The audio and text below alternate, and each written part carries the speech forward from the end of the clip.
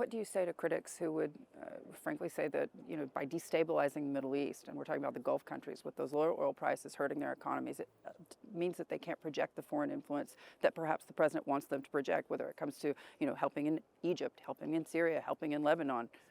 Well, I do think, if they got less to to throw around, it's harder. But look at the way the president has looked at energy as a global policy. So now he's telling people, don't buy from Russia.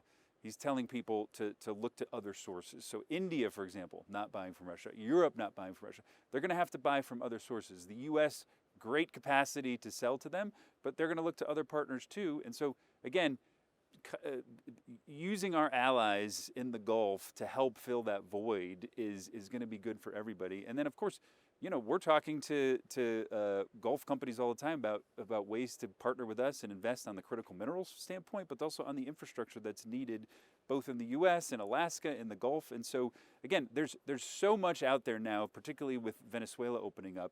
There's huge opportunities. We can all work together. We're talking about it all the time. And so I think this is going to be a win-win for everybody. So this is not a war on OPEC?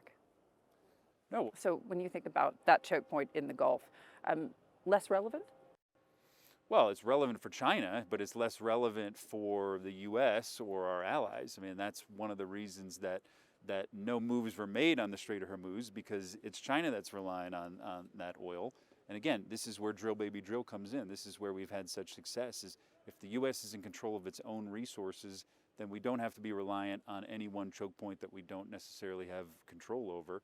And that's been a huge win. And so we did not see the prices spike during the moves we made in Iran.